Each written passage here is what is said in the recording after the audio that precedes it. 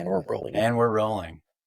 All right, take 2 of episode number 5 of Dude Awakening. Yep. I'm Scott Busby with my co-host Nick Galaviz and our guest Tanner Klemm. Tanner in the house. What's up, guys? Thanks for having me, dude. This is sick. I like this room. Thanks, dude. Yeah. It's a work in progress, that's for sure. It's driving me nuts because I think every time we recorded, there's been something. Yeah. Like I can hear totally like the computer buzz in the background, but we'll figure that out, dude. Yeah, no, we'll figure that out. Just chilling. Yeah. But yeah, so this is actually, we can talk about this. I saw that, dude. Yeah, I mean, this desk is enormous. Yeah. Way I big. know, it's way too big. It's insane, bro. It's way too big. So this is my design of my desk. So we can show the camera here. This is my desk design. Dude, I literally Cracked out on it, fucking tweaked. Yeah. So I think I told you this yesterday. I have ADHD-MI, which means, which isn't a fucking real thing, but I see something like as clear as can be that I need to fix, and then I can't think about anything else until I fix it. So Is that what happened with the toilet earlier? 100%. Yes, it did. He's like, hey, bro, this It has to did. be quicker, so can you go to Ace Hardware and get these for me while I... Dude, you sent him on errands? Real quick. Yeah. Well, it's his bad for getting here early. That's why I showed up right on time. Yeah, that's a good call. Yeah, so I created a to scale. This is a 2-scale model of the room. I measured everything out. I measured the doorways and everything, and I put it to scale. It's basically 1 millimeter equals 1 inch. Yeah. Dude, Inch? Yeah. that's crazy. Yeah. You went down to the millimeter inch level. Yeah. How long did that Well, take? and of course I do metric to imperial like a moron. Well, I have a ruler. I have a ruler, and I was looking at it, and I'm like, okay, how am I going to scale this really easily? And I'm like, okay, the room is, 150 inches across from wall to wall. Well, that's 150 millimeters, which is 15 centimeters, which is like, that long, right? So Just move the decimal point. yes, exactly. How long did that take you, though? I don't know. Just to draw that out, probably an hour. Did you use AI? Yeah, they should. I did not, dude. I did get like this. You went full acoustic on that drawing, dude? Yeah, total. Yeah, analog, dude. Analog it? Yeah, just I was bummed I couldn't print a protractor. I almost printed one out because I wanted to figure out the angles of this. Well, you had a freaking, what do you call it? I did have a square. Yeah. Oh my I God. did all the angles, dude. Fucking contractor out here. I know. You don't need permits for that kind of drawing, dude. It's I know, right? so precise. I know. But I'm City pretty ordinance. proud of it. I mean, look, I put it on here, and so I can see, like, ideally, like, I would put all my monitors on this wall behind me, and then this desk would have nothing on it, and I could sit at it facing that way and have my monitors on the wall. But then when I do this, we could pull it out, and Nick and I would both sit on this side, and we could have guests over there. Yeah. So, because I like it better, if him and I are like next to each other, in that situation. And I keep Close. Right? waving my hand in front of the camera. I got to stop doing that. Yeah, no, that's kind of how ours is sort of set up. We got the desk with both me and Eddie on the... We basically just took an L desk and used the opposite end of it. So it's like a little, I don't know, triangle. Yeah, this is what I was looking at. Yeah. But there's not a good corner of the room that I could push it into, that would So work like that. We pushed it into the corner and then brought it out just enough to put stools behind it on the opposite side. Yeah. And then we're facing the guest chair. This was my first goal. This was my first drawing, and this is the L desk that I found, and I thought I could do it like this, and then slide it back in like that when I want to use it or whatever. But Yeah. that would work too, but we'll see. Anyhow, that's how, like, OCD, whatever you want to call it, dude. And was that today, yesterday, when... middle of the night? I first drew that, I want to say, like, Tuesday, and then I messed around with it. Yeah, 'cause Wednesday and Thursday. We were talking about it on the way to the mic yesterday, too. Yeah. So speaking of, how did it go up in front of people? Yeah, it was good. Yeah. It was, Tanner's been doing this for a long time. I mean, just to give background, yeah, we should probably give the background story. For sure. Because I think that, Did he kind of helped you out with sparking this whole idea? Yeah, so we've referenced you. Oh, on sick. Yeah, in earlier episodes. Yeah. Okay, sick. So that fucking guy. yeah, that fucking guy, dude. Yeah, so my, the whole kind of premise behind, Dude Awakening is that, I think there's all sorts of stuff in life that like keeps us from doing like maybe the things we're meant to do or we're born to do Right. or that will make us feel fulfilled or whatever, whether that's expectation, family, for me, religion too, like a lot of different things. And so for me, this experience of doing comedy is like a Dude Awakening. It's like, Yeah. it's like I'm finally doing what I have loved to do my entire life. Right. And so last summer, I went on a road trip with my dog and we went up to Montana, had a boys trip with some buddies up there. And I got this Audible book. It was basically mastering stand-up. And it was when I was like, okay, I want to listen to something. I'm like, let's see this. And the first chapter, I'm like, all about it. I got to do stand-up. Like, yeah. I've got And to how do long this. was it after that book to the first time you got on stage? So that was like, it was Labor Day weekend. So, Okay.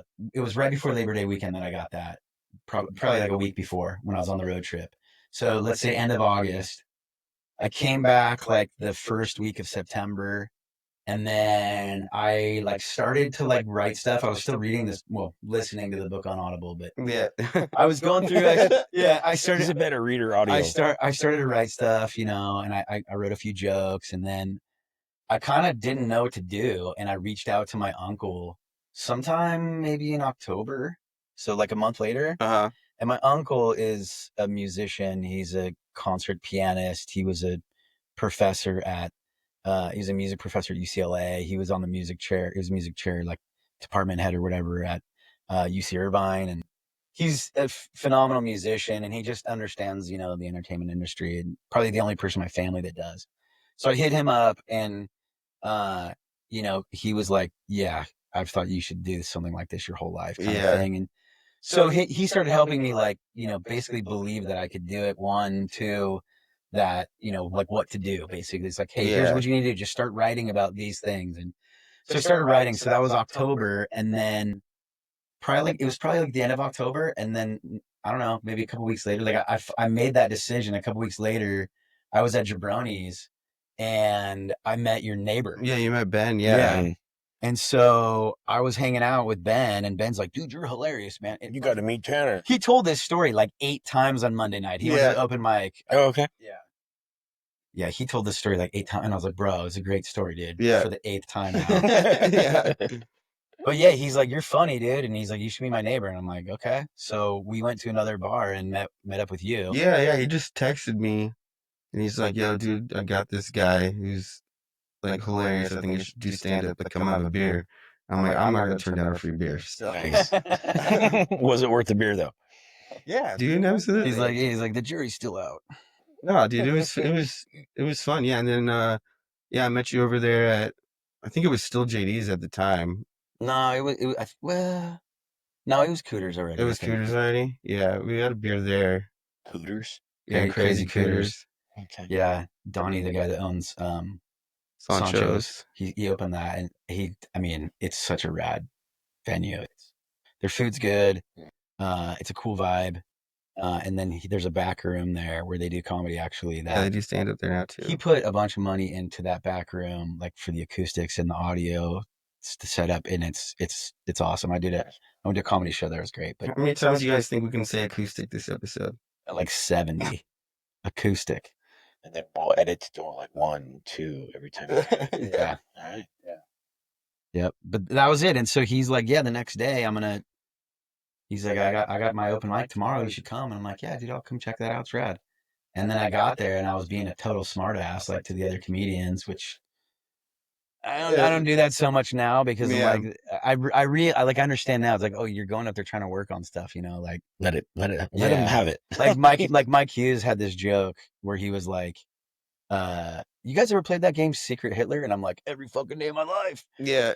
Yeah. And then the regular dude that sits on the corner of the bar was like, dude, you're funny. You should get up there. And I'm like, oh shit, I got called out. I'm like, no, I have to. Yeah. And that was it. That was my first time up. I think that was like right before Thanksgiving. So from the time, like end of August until Thanksgiving, like that's how long? Yeah. Yeah. That's not bad.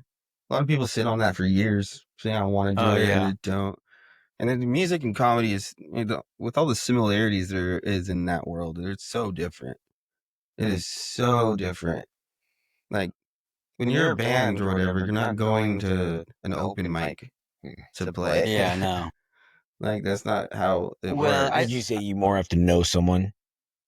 Yeah, normally. I mean, not necessarily. Like, if you just get a band together and start jamming, like this is what I did when I was younger.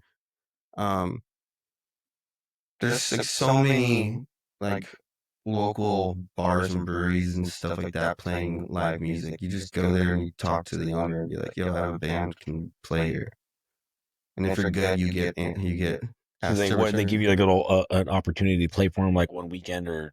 Yeah, because like there's so much gear and stuff that goes into setting up a band. Like to go do that for an open mic to play for 5 minutes is ridiculous. Like people can go up there with a guitar and like test out a new song they wrote, but Like an acoustic. like acoustic. Yeah.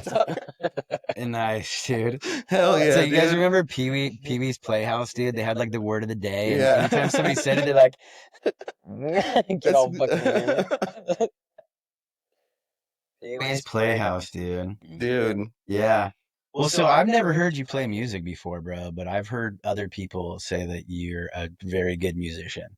No, thank you. It's good. Yeah. Yeah, no, I did that. I mean, I started in my first band when I was like 17, 18. And I toured, like that was my full-time job for like most of my younger 20s, was just touring. Is there any music online that we could find and like play on here? Yeah, unfortunately. Let's find Dude, it we're gonna right do it. fucking We are now. gonna do it. Yes. What Now, do did I you look for? You enjoy that more or doing comedy now? When I started comedy, it pretty much took over my life. Nice. I still do music. Like we're actually my band. We still play like here and there throughout the year sometimes here and there. So we're playing actually on May 4th in Sea Lakes in Huntington. Nice. And then what made you make that change from music to comedy? Well, I've like always been a huge stand-up comedy fan, like for the longest time, but like music has just took up all of my time. So like we had something happened to a family member in one of the bands and he had to move back home for a little bit. So we kind of took like a break, like a hiatus for a while. And then following that hiatus, COVID happened. So the hiatus just got even longer for music. But as soon as I had all the free time on my hand, I'm like, I'm just going to go to an open mic and get on stage. Nice, dude. And just haven't stopped since. And right. Do you have like a process of writing or is it just like whenever? Yeah, I mean, it depends on the kind of joke I'm writing. Like if I'm telling a story about something that happened to me in my life, that's kind of easier to kind of craft a joke around. And then I like to do like crowd work stuff or like topical jokes, and topical jokes are so hard. You got to be so quick and then have just a different point of view because every comic's trying to have a joke on that specific topic. So that's kind of the fun, challenging thing. The bummer about topical jokes is like you can use them and then like within a week and a half, they're irrelevant. But it's like kind of like it's still a good like writing You practice. have your moment, like strike while the iron's hot on that topic. Yeah. And move on. Gotcha. Yeah, clip it, post it, get it up. Yeah. And then just move I think on. Scott's, and even the most comedy when I do watch it, right, or see it or hear it, is when a comedian applies it to a life experience. That does make it much more funny. Yeah. We were talking about this last night on the way down to Oceanside about like who are my like influences or who style do I like? Right. My favorite comedian has been Dave Attell for a long time. Really? Yeah, I love Dave Attell. Okay. I was telling him my favorite joke of Dave Attell's is from years ago, and he said, if I ever have a kid, I'm gonna name him Pizza Pussy Santa because everybody loves at least one of those. Oh my god. But I think honestly the style, like I really like Tom Segura, his style and his storytelling. I think that's definitely more my vibe, but I'm like, I don't know. I think I'm more like a mixture between Tom Segura and like Bert Kreischer. Are you? Because I'm such, I don't know. I'm kind of like goofy-ish, but not. But Bert doesn't have like actual jokes. He's just like he's a storyteller, and he like helps. He's about it. Phenomenal storyteller. Yes. Like yes, whatever opinions you have about him, that guy can tell his story like nobody's business, dude. Is the new one just came out on Netflix not that long ago. Yeah. Yeah, I haven't seen that one yet. And he gets to the point where he's like almost crying too. He gets overwhelmed. He's talking about his family and stuff. Yeah. It's pretty cool. But Tom Segura, by far, hands down, my favorite. After seeing Completely Normal, I was like, okay, I have to go see this guy in person. Yeah. And I went and saw Ball Hog in person. Holy shit. His Wu-Tang joke fucking had me in tears. That shit was fucking hilarious. That's a good one. Yeah, that guy's awesome. I would love to have, well, I don't drink anymore, but it'd be pretty cool to have a beer and smoke a joint with that guy. Yeah. So, I mean, is that what it would take to get you off the 11 years of sobriety? Probably, like, if he rolled in with like a bottle of Patron and a joint, I'd be like, fucking let's do it. Just a Tom Segura relapse, dude. Fucking down for it. Yeah. The TSR, man, the Tom Segura relapse. It's a thing. Yeah, I think that for me, being on stage, like, I don't know. I've been told that I'm a good storyteller, but I don't think I tell stories on stage the same way that I do around a group of friends. And so that's one of those things where I have to be cognizant of, like, I need to be more animated when I'm telling my stories on stage. Like, there's exaggerate the truth. Yes. You know, for sure. I mean, these are jokes. They're all based off of true stories, which makes it so much more relatable. But you gotta make it a little funnier, you know, sometimes. I think with my joke about how my little brother, made the varsity baseball team as a freshman because my mom was breastfeeding him. Like, that's obviously not a true story. Yeah. But it is true that he was a great athlete, better athlete than me. I mean, he was beating me at sports. Like, I'm 4.5 years older than him, and he was like competing against me by the time he was like 7. And I'm like, 11, 12, like, right. Like where I should be destroying him all the time. And he's like, good. Right. Like, come on, Scott, keep up. And it's like, I mean, I feel like on stage, if I can express, like, dude, you know how fucked up that is? Like, being the older brother and your little brother's like better than you and you're not, like, good. Oh, yeah. You're trying to impress your little brother instead of the other way around. Yeah.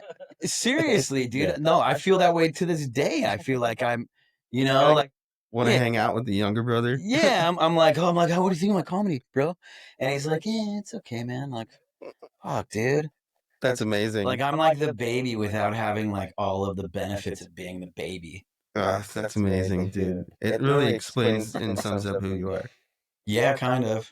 You kind of had to, you had to develop a strong sense of humor and personality to persevere through childhood trauma. Yeah. Yeah. Or shame, I guess. It's not trauma, it's just shame. No, just being like, being undiagnosed with ADHD or I don't know, whatever. Yeah. Poor executive function. Yeah. Not really. It's not that rad. In fact, it's a struggle for me. It's not rad that it's real. It's just rad that your therapist had balls to tell you that. No, but that was the thing. It wasn't even like she was like, hey, you have this. It was like we were talking about it, and she just kind of said it nonchalant as she was talking about it, and it was almost like under the radar. I was like, bitch, what did you just say? Did you just insult me? Yeah, I was like, what? Sometimes they say things, dude. I was sharing with a therapist I used to see about my childhood trauma, and she just was like, wow, your childhood was fucked up. And I'm like, I was like, bro, that's why I'm here. Yeah, exactly. You don't have to validate it like that. Yeah. Yeah, I think the coolest thing ever, I had a therapist. I went to couples fucking counseling. Like, by yourself? 4 times. Right. By myself, but no.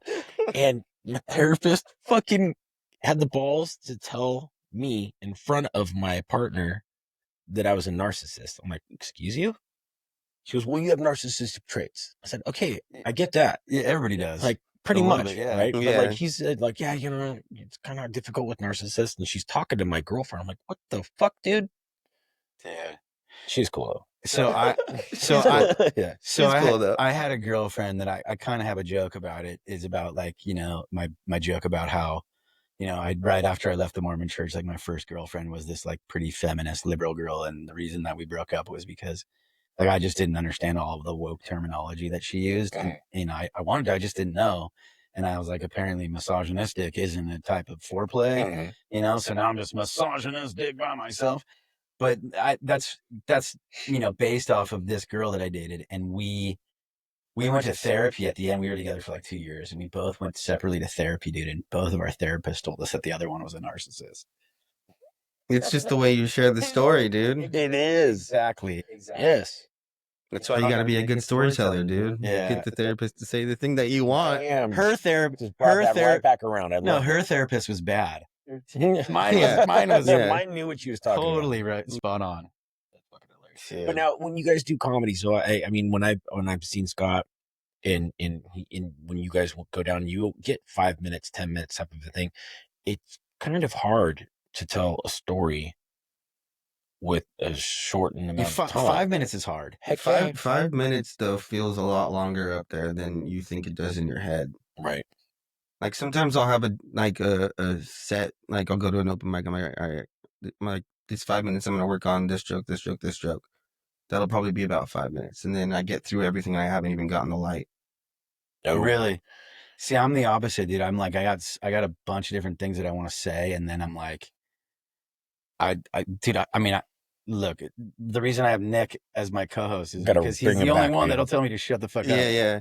But I could just talk and talk and talk, man. Do you record your sets? I've recorded some of them, yeah. Not on the open mics though. I rarely do. Well, I've done a couple that I've recorded, but I should. Yeah, I would record every set. Yeah, I should. And then, definitely because do that. what will happen is like you'll listen to it back and you'll realize that there's a ton of words you're using that do not need to be used. Mhm. Now you're wasting stage time trying to get to the funny part. Yes, there's setup required, but there's a lot of words and stuff. Like the biggest thing I kind of learned from comics and stuff is like a joke is kind of like a bulking thing. Like you start with a joke and you just throw it all out there and everything on the table, and then you lean it down. So like you start with all the fat, and then that's what they say. Like just like, trim the fat, trim the fat. Yeah. So Yeah, I definitely should do that. I also need to do more open mics. yeah, Yeah. that's just stage time is the biggest thing. But yeah, a lot of my jokes, like when I first tried them out, they're like 3 minutes long, and then they end up being like a minute and a half. Yeah. Yeah. And now, how many jokes do you go for? Like one joke, minute and a half. How many laughs do you try to get out of that one joke? Or do you even like try and strategically? There's kind of like a rule of threes, a rule of Like thirds, kind of. 3 laughs a minute. Or like, no, just getting 3 punchlines per joke, per topic. Mhm. It's kind of like, I mean, it's not a rule, it's just kind of like a standard. It's kind of usually how jokes naturally form. You're like, oh, here's one punchline. Oh, wait, here's another. Ha ha ha ha ha. Exactly. Gotcha. So that's just kind of how jokes tend to naturally take way. It's just like 3 pops. And then like, that's usually like a good point to let the audience breathe for a second, laugh, and then come down and start your next joke. Yeah. Getting back to Tom Segura, I've laughed so hard that I missed out on other fucking parts of a next joke type of shit, dude. Yeah. Like, if you can get a crowd doing that kind of stuff, like, you're crushing it. Yeah, timing's a big thing. Not like a lot of new comics will do this where it's like you're stepping on your laughs. Like you start like they're getting a laugh, so you get like excited. You want to keep that going, so you start your next joke while they're still laughing. Like, yeah, and you got to give it a pause. You have to give them that timing of letting them laugh before talking over them, or else they're gonna miss it, and then you're setting up a joke now, then they don't know where it started. And I would imagine that comes from like an experience of stage presence and getting used to that type of a thing. Yeah, just reps, dude. Yeah. Reps is the most powerful thing for comedy. I think that's the cool thing about comedy, like we were talking about earlier, is you can't really do that with like being in a band. There's so many open mics all over, especially around here. I mean, in Orange County, but they're everywhere. There's open mics everywhere. Yeah, and like the other like differences between music and comedy I've experienced, from being like a comic to being in like an acoustical band. Acoustic.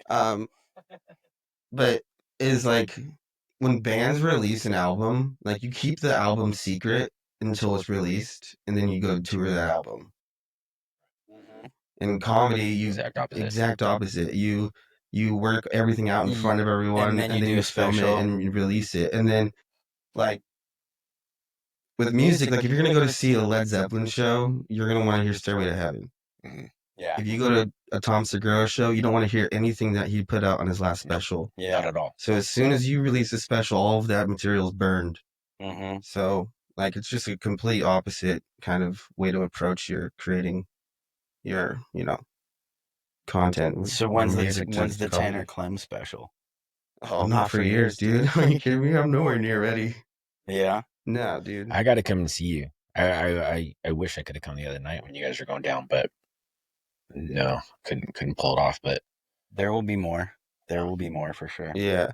So you guys both got up though, or no? Yeah, that's right. You asked that question. Yeah, we both got up. Yeah, we both got up. That particular show, he does a like name draw out of a hat every Thursday at noon, so you know if you're getting up or not. Got it. Yeah. You know when you're getting up and all that.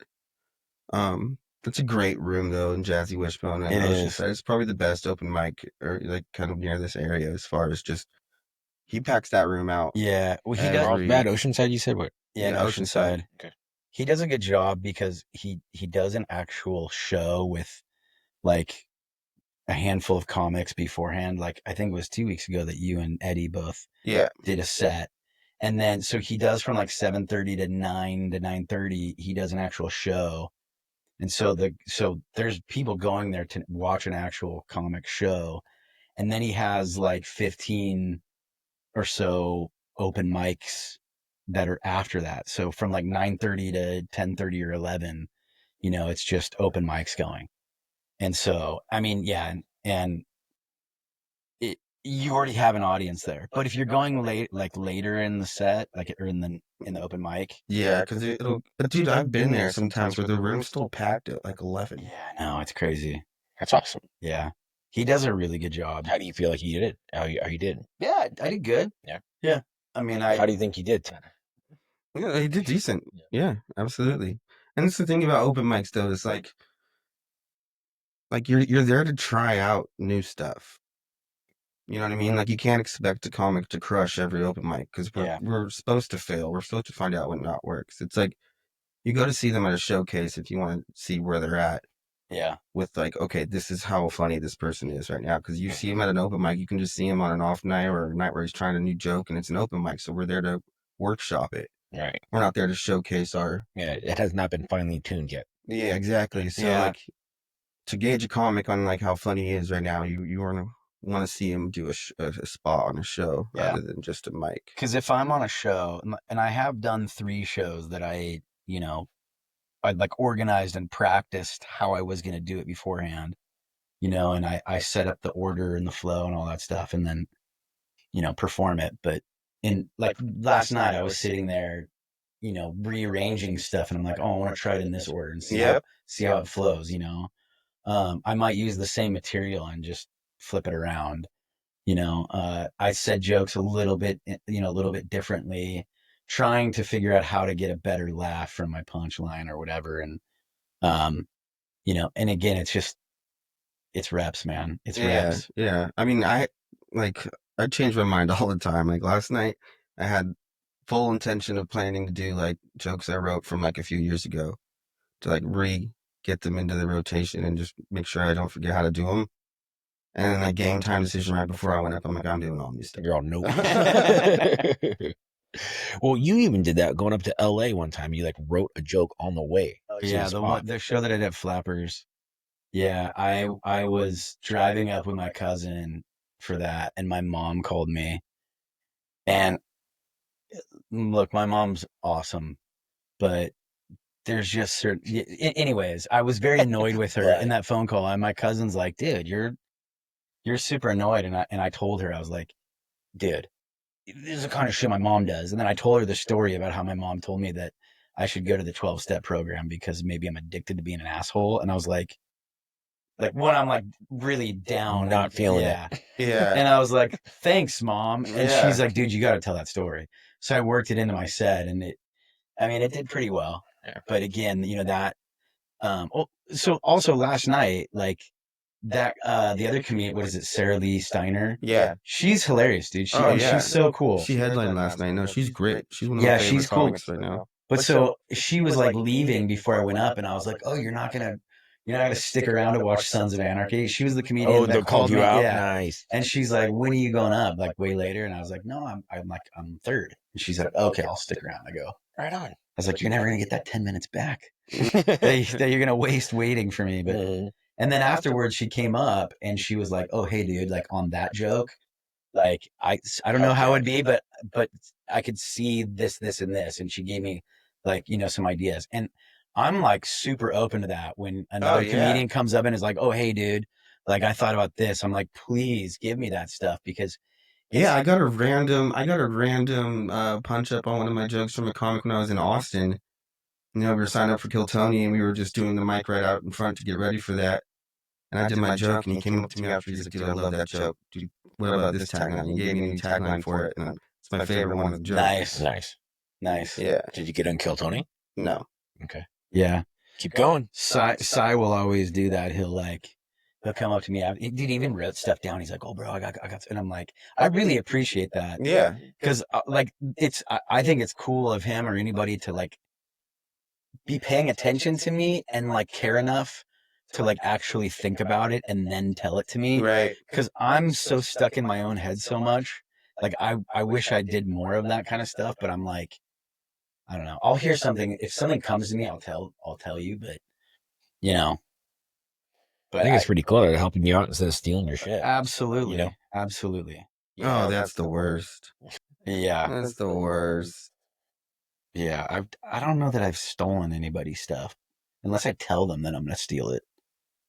Is that I'm even taking cool? that. Like, hey, you know what? Your joke is pretty rad. I got this little pitch that I want to, you know, or a little tweak to it, and I'm going to steal your shit. Are you cool with that? I mean, what would you if someone even approached you like that?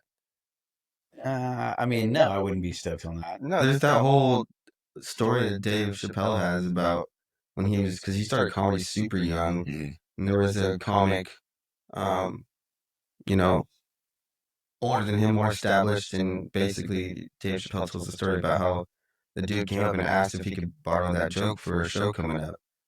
And then Dave Chappelle's like, yeah, no problem, because he was a kid or whatever. He's like, just want to help out other comics. And he's like, you said you were going to borrow it. I wanted that joke back. I said you could use it for that show. And then the comic goes, I'll give you $200 for that joke. And Dave Chappelle's like, no, I need all the new material. He's like, I can either give you $200 or I can just take it. Wow.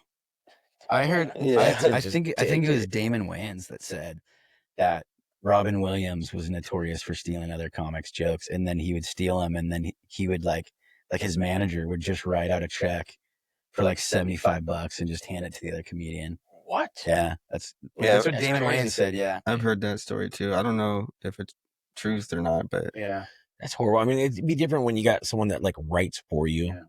I get that, but just straight up like poaching people's shit. yeah. Well, Robin Williams really can't defend himself right now. No, he sure can't. Also, it's got to be so hard. I couldn't imagine trying to come up with a whole new special of material all on my own while I'm starring in like 4 different movies that year. Oh yeah, I know, that's Like, wild. that would be insane, dude. Yeah, I don't know. I could try.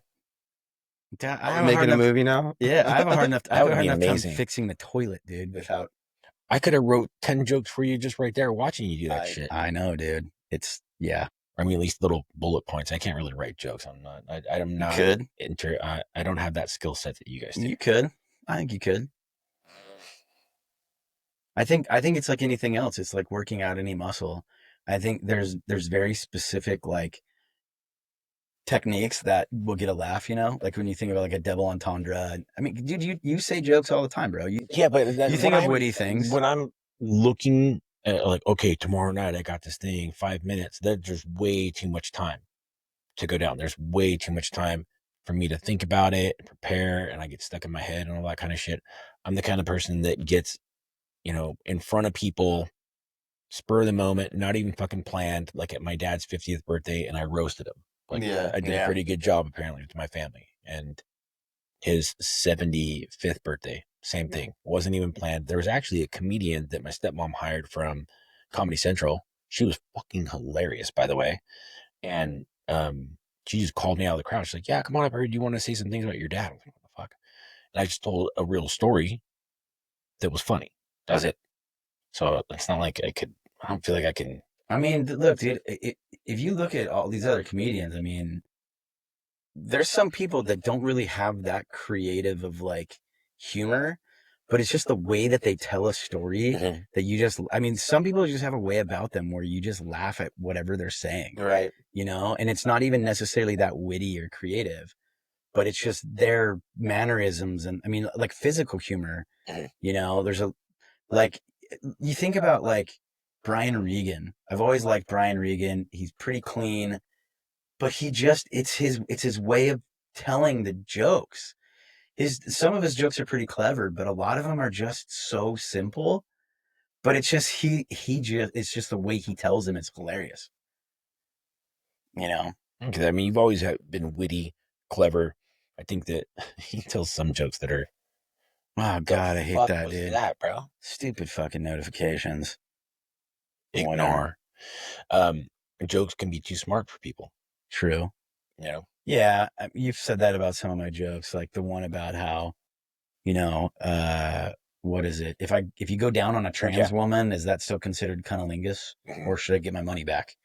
Like, but cunnilingus isn't even the funny part. The funny part, I think, is getting your money back. Yeah, I gotta get my money back, or are all transactions final? Yeah, but that word, because he said it one time outside of a place that we were at, and there were two guys who were like, huh. They felt like they should have laughed, but I could tell that they didn't even know what that word meant. Right. Yeah. So confused the shit out of them. You should have just said pussy or something. I don't know, you know. Dummy it down. Well, you know, or you can even you can just lean into it and then make a joke after. Be like, no one knows here knows what that means, do they? And then make a joke about how you're explaining it to them. Call them out. Yeah. Idiots. Yeah, I'll like draw a diagram. Yeah. First step, cunnilingus. Step 1, remove the pants. Move up. So what's the next step for you guys? What do you got coming up for getting in front of people? Dude, right now and I mean, unless, I told Tanner, I'm like, whenever you want to go to one, dude, I'll drive, bro. Like, just hit me up. But, I mean, right now scheduled is just Monday at the local one. Oh, wait, let me clock off of work real quick. Clock off of work? Yeah, I've been working this whole time. Nice. Getting paid to. Maybe I shouldn't say that publicly.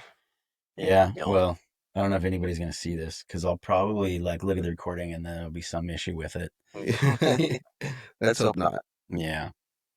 But yeah, I don't know. I think the next time is Monday for me. Yeah, I was supposed to mic tonight. I think I'm doing another podcast after this, so I don't think I'm going to mic tonight. But there is no boil in Anaheim tonight.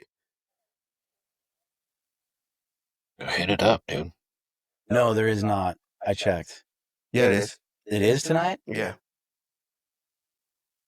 Really? Because I looked at it and it said it wasn't, dude. I looked at their... They update it at noon on the Friday of... I have my name on the list, but I'm taking it off. Me and Eddie are both taking it off because I think we're just going to do a podcast after this. Nice. Dude, because it says is it every Friday now? Yeah. Oh, that's why. Okay. Oh, well. Well, I'm not going to go anyways, I don't think. Well, I definitely want to get on. Oh, Richie Alonzo. I know Richie. He's on there. I haven't seen him do a mic in a minute. It's good to see his name out. I know.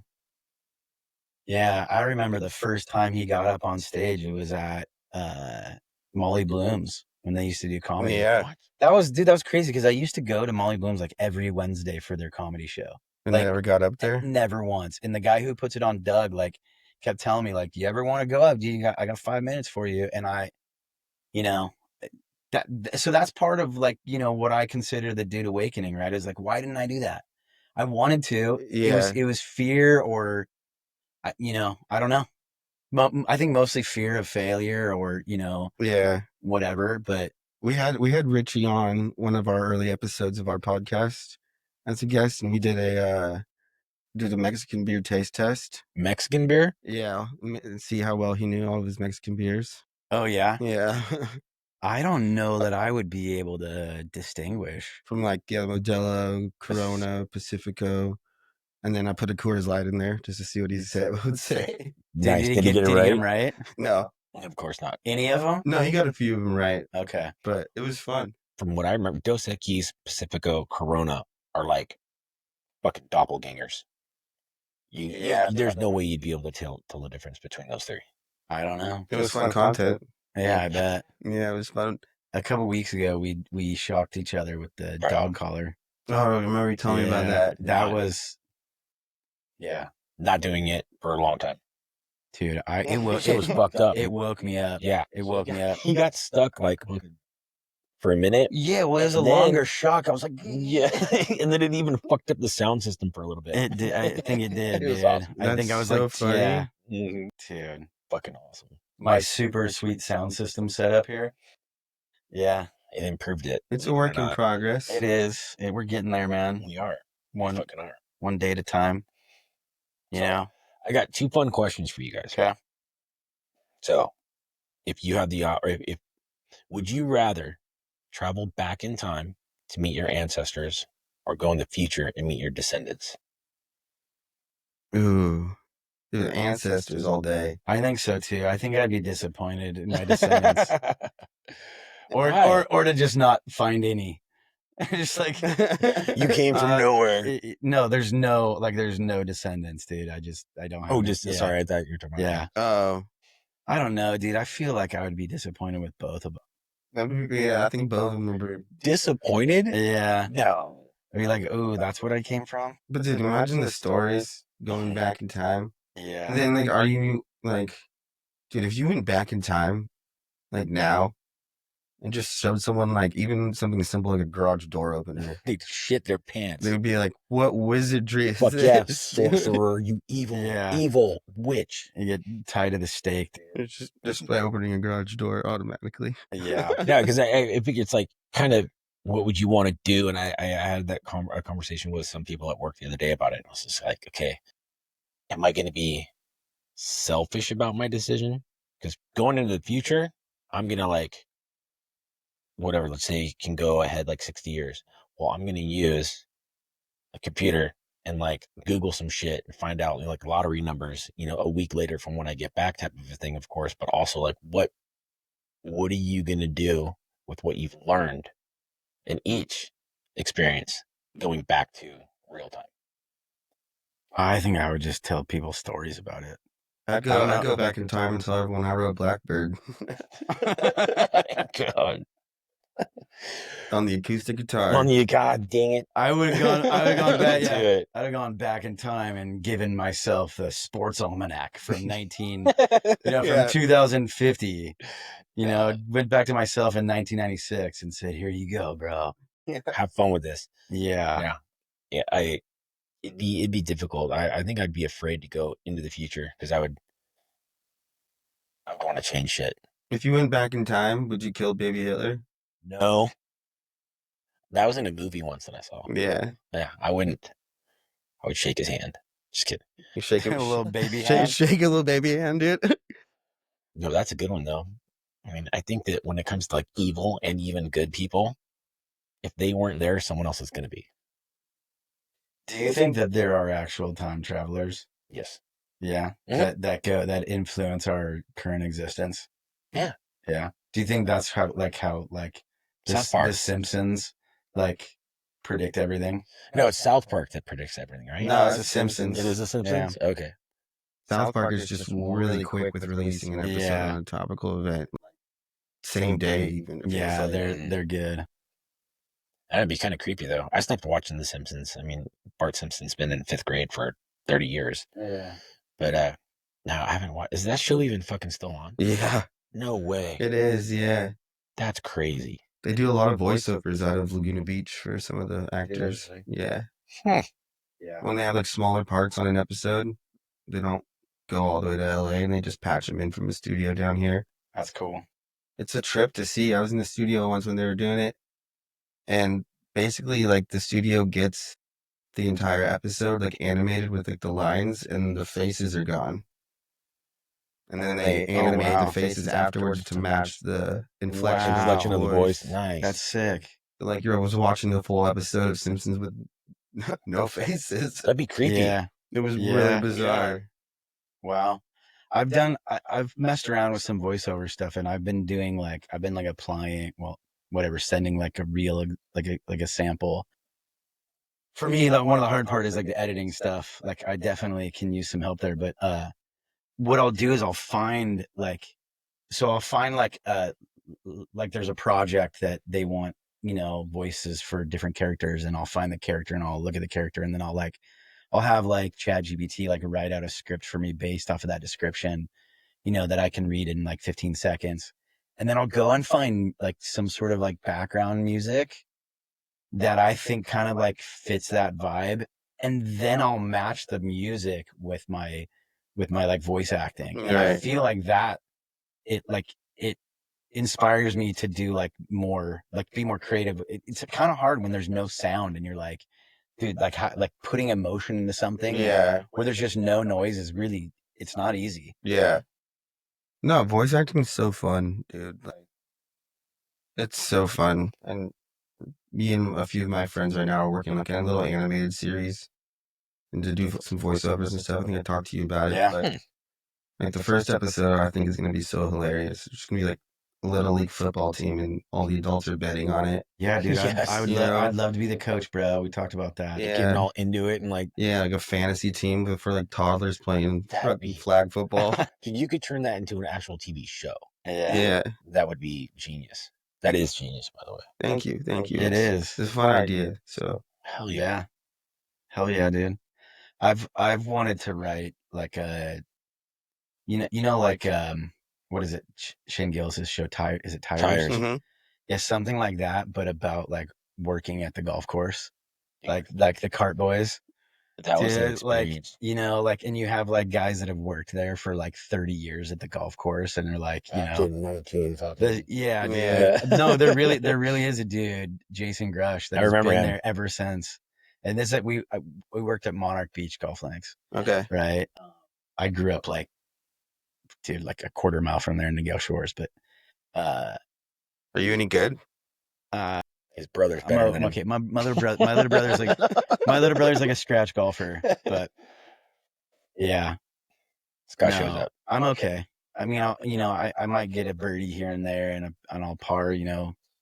If I'm playing really well, I might par 5 or 6 holes in a Nice. round. If I'm not playing good, I might par 1 or 2, Yeah. and then I usually play like bogey golf. So I'm okay. But those guys used to do so much fucked up shit. I didn't work Yeah. there with them. I got to enjoy all the amenities thanks to these Yeah. guys. I remember one time with Stocks. I don't know what hole it is, but there's like this hill, and he would go down it and hit the brakes and do 360s yeah. down that fucking hill. Yeah. And we were it did flip. I jumped and I pulled it. I didn't eat shit. He did, and luckily he didn't get hurt. But that whole thing just Oh yeah. exploded. Like the roof came off of it and all kinds of shit. We had to put it back together. He was tripping for a second. Putting back together a golf cart, dude, Yeah. without the IKEA Dude. instructions. So when we worked there, I mean, this is like, I think I started working there in 96, Mhm. right? Like my senior year of high school. And That was 3. yeah, nice, dude. They had, Way to date. they had gas golf carts, which, dude, you never find a golf course nowadays that has gas golf carts. Yeah. They had gas golf carts, and you lifted the seat where the engine is, and there's like a governor on it. And so the governor would keep it from going too fast, but we learned that you could wedge a golf ball in there, and it would put the governor like way up, and so those things would be like, Hauling like ass. just and That's so sick. dude. And there was one time this dude, I think his dad was like the DA for Orange County. Talking about Chris. He was a lawyer. Okay, well, Yes. so this dude, I don't need to say his name, but this dude worked with us, and we'd have a lot of tournaments there, right? Like Right. charity tournaments, all sorts of stuff, right? Like a lot of money tournaments. Yes, Like, a lot of money coming through there, and there would be like they would pay a bunch of money for like unlimited amounts of beer, and we would just, like, oh, cool, this is for a party this weekend. But this dude, like at the end of the tournament, we'd have to go to all of the holes, and there'd be like a trash can on each hole, and you'd have to pick, the signs that are there, like all of that stuff. You gotta clean it up at the end of the tournament. And we had these little like 3-speed like Toyota mini trucks. It was a Daihatsu, like a little mini pickup truck, right? Yeah. And those things would go pretty fast. Right? Like, I mean, I don't know. They probably 30 probably 30 miles an hour on a golf course. And this dude was working that day. And so what would happen? Not as a maintenance person. Yeah, no. What would happen is like, because we would line up all the carts for the tournament because it'd be a shotgun. Everybody starts at the same time. So you have to line up all the carts, put people's names on it, and then everybody would go out. And then it's like there's nothing really to do. And so like the whole like team would leave, and then we'd all come back at the end of the tournament to like clean up the cards and do all that stuff, right?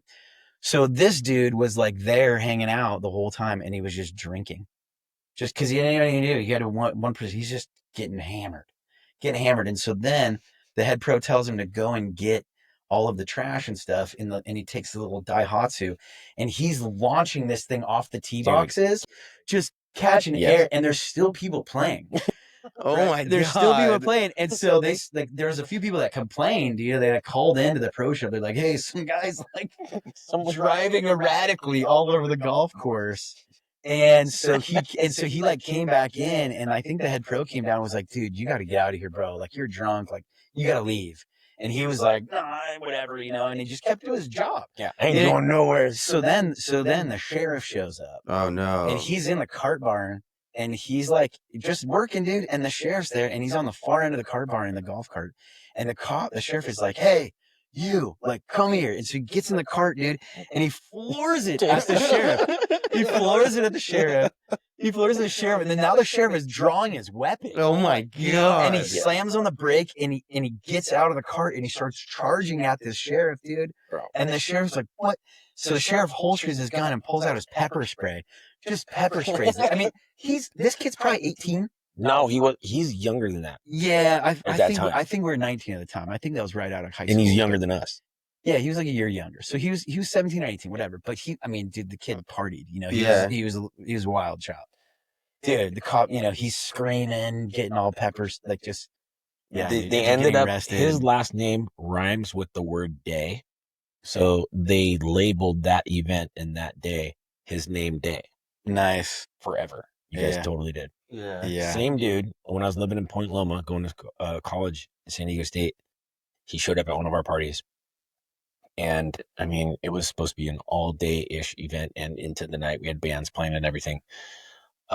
Before the sun went down, he got way too wasted, eat shit, face exploded, broken nose, all kinds of stuff, passes out at like 9 o'clock, kind of wakes up a little bit later, still bloody. Everyone leaves and goes home that night. I wake up, cleaning up the house. All of a sudden he walks in. I'm like, what are you doing here, dude? And he's like, bro, I just got woken up by your neighbor. He fell asleep in my neighbor's fucking truck, sitting behind the wheel. He just randomly went to someone else's car. He's like, I'm finding shelter. It was unlocked, and he fell asleep behind the wheel in my fucking neighbor's car. That is wild. Jesus. Yeah. That is wild, dude. That's amazing. Nice. Imagine getting a DUI for sleeping in someone else's car on accident. Can you if you don't have the keys? I think that's the... Oh, yeah, maybe. I think, because, so I had to go to, the classes. But... How many times? Just once. Yeah. I mean, I had to go for like, 6 weeks of classes or whatever. Okay. No, it was more than that. It was like 10. I think it was 10 weeks of classes. Anyways, I remember, everybody tells their story, and one of the dudes, he was out and he was drinking, and he's like, dude, I shouldn't drive. And he had a camper shell in the back of his truck, and he was asleep in the back of his camper, and he got a DUI. See, I think that's a cop's just being an asshole when you do that. I agree with you, but but legally you don't have any recourse to fight that. Yeah. You have your keys on you. Yes. Yeah. So, I mean, if you have your keys, like literally if I was, if I was drunk and I had my keys in my pocket and I walked across the street to CVS, I could get a DUI technically Because you're that close to your house? because I'm that close to my vehicle and I have my keys in my car. Really? Yeah. No. They could. I call bluff. They could arrest me Let's for try it. They could arrest me for it and charge me with a DUI, and it would be up to me to fight it. Yeah. I think you'd fight that one easy, dude. No problem. Yeah, I definitely Public would. defender wouldn't pull it off, but like your own No. lawyer would fucking Yeah. hit you up. Yeah. So That's wild. You'd get, like, the fact that you can get like a DUI on a skateboard is hilarious. I know, that is crazy. Or even on a bike. Like, you're doing the smart thing. What's the gayest thing you could get a DUI on? Heelys. Oh my God. Heelys. Oh. Borrowing your kid's fucking. I guess you could because there's technically wheels on them. I was gonna say like rollerblades, but yeah, that beats it. Heelys, dude. Or like one of those razor scooters. Little razor scooter, or how one of those segways where you just lean forward. Yeah. The legit, like the OG segways. Yeah, the OG ones with the handles. With the handles Oh, on what them. about those fucking, what's that thing that you step on that's a back and forth fucking deal? Yeah, My those- kids got it. Oh, yeah, like a one wheel or yeah. No, like a little hoverboard or whatever they're called. Yeah, what was that fucking thing they called? call it a hoverboard. No. Yeah, Is it's that what it like a was? Segway, but the hoverboard is the one where you face your feet forward. Yeah. Yeah, And you just lean forward. Yeah, Okay. yeah, and you could literally spin around like That would be a little bit of a bummer to get a DUI on one of those things. Yeah, it would. Yeah. You think they call a tow truck for that thing? Or just, no. They just break it in Oh. front of you. Yeah. So I asked you how many times did you have to go to your classes? Because I would have had to do a 9-month and then an 18, but I got my second DUI before I even started my first 9-month course. So I just had to do the 18-month one. Mm-hmm. And I won't mention the person's name, but afterwards I'll tell you, saw someone there that you would be very surprised Really? that needed to be in there for multiple DUIs. My mom? No, not your mom. My sober mother. You're sober as fuck, mom. No, I was shocked. Wow. And when they saw me, they tried to. I bet. And we were the only two people in the lobby for that. I'm like, you're not getting out of this one. Like, what's up? And I did the whole dick. What are you doing here? You know. And there's only one reason to be there. Right. Yeah. She, I'll say that, looked like hammered shit. I And think had I know who aged. you're talking about. That aged Okay. a lot. And she looked weathered. Not like Parmesan. Yeah, like more like blue cheese. More like blue. Fremunda cheese. It was bad. It was bad. Well, I want to. I've never heard some of your music, so can I find some? Like, what do I look for online? If I like, is there anything on YouTube or something I could show and like put on this podcast? Yeah, I'm trying to think of what A good one. what I want to show. I mean, like the band I'm in, Special Blend. We still play quite often. And what do you play? You play like Is there an lead guitar? acoustic version? There's acoustic songs. No, I play lead guitar Okay. in that band. I play a lot of instruments, but that's my main one. What other instruments do you play? Piano, drums, bass. I played like the clarinet, saxophone, Didn't you do that Didgeridoo. in 6th grade? No, Okay, sorry. clarinet. didgeridoo.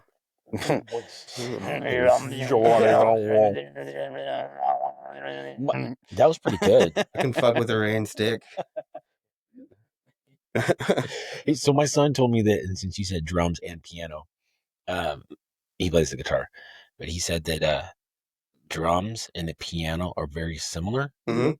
and I had a hard time trying to comprehend that. Piano is the only instrument that is both a percussion instrument and string instrument. Because you're playing your 'Cause- feet and both hands. No, No. because the Striking the chord. it's when you're pressing the keys, there's basically a hammer that's striking the chord to make it. So that's technically percussion. Okay. So the reason why it's important is because like how hard you hit changes, or how hard you press down on the keys changes the entire like way that the note sounds and feels. So like having feel for like percussion and like knowing when to play light and when to play hard. There's like kind of a lot of similarity in that. And also like with piano too, which is different than others, is you're playing the bass line and the melody at the same time. That's what he was trying to say, because it's like the bass drum and like a snare and then the cymbal and all that. I got it. Yeah. He couldn't put it together like that. So thank you. Yeah. Yeah, dude. We were talking for like 5 minutes and he was trying to explain. I'm like, yeah, I don't think you know what you're doing. But he could explain to you on the guitar 100% to me. So Yeah. fucking Mason. But yeah, Special Blend, we have 3 albums out. Well, if you don't give me one, I'm just going to find Special Blend on here and play it. Pick whatever one you want, dude. Let's see if I knew how to spell. And when's the last time you Special went Blend. playing? You said that it wasn't that long ago. No, it wasn't that long ago. We're actually getting together to rehearse tomorrow. Nice. We got Seeds. That one's okay. I mean, it's good. I don't think. Is this you guys from 1984? No. No, I was not around yet. Well, here I'll play Seeds. That's the one that comes up. So Yeah, go ahead. I'm gonna do a little screen share here. Oh, we're putting the music video. Yeah, dude. Oh no. Yeah, bro. We're this is your moment, dude. Let's see. If I can figure out. You should almost look up the video Sunday of ours. Just because it'd be hilarious for you guys to see how young I was in that music video. Okay. Let's see. Play that one, dude. That's probably our most popular song. Okay, this is from 10 years ago. All right, let's see. You guys hear this? I don't think that's going to be recorded because I'm not sharing my screen yet. So, but well, I'm going to. You would calm down for a second. Your moment, but I'm gonna underdeliver. Over promise, under deliver. Go full screen on that and then see what this does. All right. It's gonna echo. No, it shouldn't. Well, we're gonna find out. So here you go. You guys seeing it over there? Yeah, I see it. It's just not playing yet. Yeah, it doesn't matter how many times I push play. It just doesn't want to. Sweet, dude. Maybe it's because of the Riverside thing. No. Well, what the heck, dude? Awesome, dude. I love this. I love this whole. It's just not playing at all. Regardless of what. Copyright, dude. Our lawyers are on top of it. They're not even letting you play it. We're gonna try this again, dude. You gotta pay royalties, dude. Real quick. Yo, here we go. Bet you if you slide me a 5, it'll work. Here we go. All right. What about now? You guys can see that? Yeah. Sick, dude. This is so much fun, bro. Nope. Here it Your goes. waves. Just kidding. It's loading. It's buffering. Buffering, dude. It's thinking about it. Let's just continue on with the podcast and the song will interrupt us whenever it's ready. Yeah, quick. Yeah, I'm into that. Yeah, sweet, dude. What's up, Buffer? So you have your Scott was saying that you do your podcast in Dana Point. Yeah. Me and my buddy do it out of his place in Dana Point. Nice. We had converted an extra bedroom into a podcast studio. We took out the lighting up top and installed studio lighting. Nice. Sick. Took out the ceiling fan. Did you notify the renter, the landlord? No. You're like, No. we're gonna remodel this fucker for you real quick. We still have it if we need to put it back up. And Nice. then got all the mics, got the cameras. We painted the entire room hot pink. Hot pink? Yeah. Nice. That's ballsy. Yeah, it looks pretty sick though. But no, it's a fun spot. We're still getting the guest area situated so that we can have it, for the nicer guests, The nicer ones. or the ones that aren't our homies, when you invite a comic over and you haven't met. Yeah, you kind of want to Before- make a nicer impression. Yeah. Because we're not going to judge you, Yeah. but other people will. What did you just do, bro? Whoa. Oh, look at that, dude. That's sick, man. That's crazy. Yeah. How's that, dude? This is pretty cool. Well, apparently I'm not. We can watch the music video afterwards, and Oh, you guys can still laugh. It's playing. It's playable right now, dude. I'm just gonna look. This is my HDMI right now. My 80 HDMI. We're held hostage here He until it will works. not go away. Yep. Bro, are you kidding me right now? Dude, this thing is like. Hey. Keep sucking till Cannot compute. keep sucking until you do succeed. There we go. Yeah. Dude. This shouldn't be that bad, dude, because I have like a 1 gigabit. Gigabit? Yeah. It's probably because you're 1 gig connection. It's probably because it's uploading. You have the video uploading while you're Yeah, you're probably recording right. it, so it's taking up most of your internet. Gig though. Oh, A gigabit. I just heard. It wants to. Dude. So that little Let's do tease. it. We It got wants the to. tip right there. We got the little acoustic Just intro, the dude. tip. Acoustic. Well, you know what? Well, I guess we'll watch it another time. I can always. Well, I'm sure as soon as Add you this in. end it, your internet will work fine. Yeah, probably.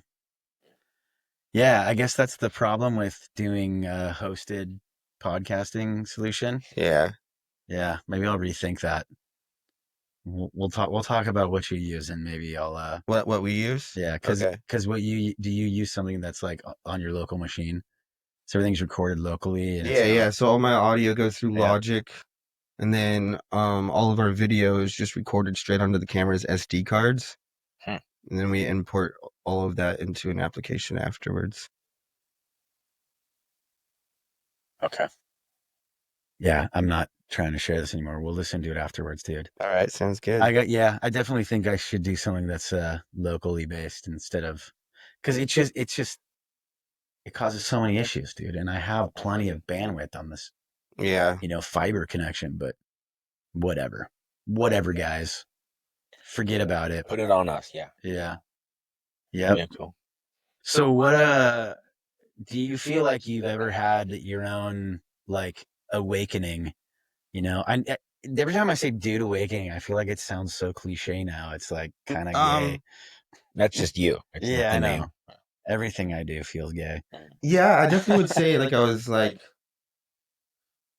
I was kind of lost for a while with like what I wanted to do with my life, just because I've been touring so hard for so long, and it just wasn't getting to that. Like we were right here the entire time. I mean, we played on festivals with like the Wu-Tang Clan and Nice. like Slightly Stupid, and we opened up for Dirty Heads on New Year's Eve at Fuck the yeah. at Hell the yeah. at the OC Fair. So we were right there and doing it for so long, and it just never, for whatever reason, got to that next point. That's got to take its toll, though. Yeah, it did. So when I found comedy, I was like, oh, like this is something I can work for again, and Do you ever want to go on tour for comedy? yeah, Yeah. 100%, yeah. Even when I was when me and Eddie went to Austin, just for that was fun. I'm like, I just want to do this always. Wait, you told me that you were going to go to Austin. Yeah, When is it? we're gonna go to Austin here pretty soon. In the next couple of months. I'm not sure of the date that me and Eddie talked about yet. I want to go to Skankfest in November in New Orleans. Yeah, the Skankfest is sick. I submitted a reel to Skankfest. Did you go last year when it was in No. Vegas? No. So it bounces around. Yeah. But I've been looking at all these different festivals, and my goal right now is to get more like good reels of comedy and, putting together like a solid, 7 minutes of just like good laughs, Yeah. and then using that to submit to these different, Well, festivals. And yeah, I mean, it's all about just getting, out there. Like if the right other comedian likes you, like if you get on Kill Tony and Tony likes you, Oh yeah, that's game You're over. good. Well, Yeah, shit, yeah. I was telling Scott, I don't know if you saw his new Netflix thing, but he dug this female comedian and he gave her 10 minutes at Madison Square Garden. Like, Yeah. that's fucking huge. yeah, That is huge. yeah, it totally is. Yeah. Yeah. But going to Austin, I have a cousin that lives out there, and he says there's all kinds of comedy clubs and bar scene, and digs it out there somewhat. Is there as many open mics, or are there more open mics in Austin Is that like is it starting to be some hub for comedy? And, Yeah, just because of Tony Hinchcliffe and Joe Rogan, basically. Right. Yeah. Oh, I mean, there's just so many comics out there now. Yeah. Like the first one to make the trek to Austin was Ron White. Yeah, he was on the show too. He was the first one, and then as soon as Joe opened up his club, then the everyone mothership just started moving. Well, I think that's the whole purpose of Kill Tony is he, you know, I think he struggled for a long time, you know. That show started in the belly room of the Comedy Store in front of 5 people. Yeah, that's wild, dude.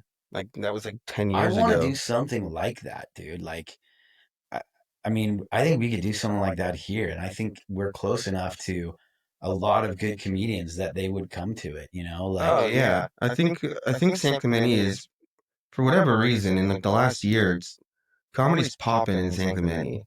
That wasn't the case. no, dude. a There's while like ago. 5 comedy shows in San Clemente every month. That's why me and Eddie started Pints and Punchlines, because there was nothing here. Yeah, And now there's like 5 they're or 6. stealing your thunder. No, bro. I'm not. I'm kidding. I'm kidding. The more the better. It's cool that San Clemente is becoming like a comedy spot.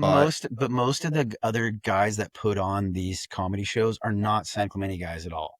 None of them are. Actually. No, I know, and they're all from other places, and they're bringing comedians from LA and from other places, and which it's a little bit of a bummer if you want to think about it like selfishly. For us, it's definitely going to impact Pints and Punchlines.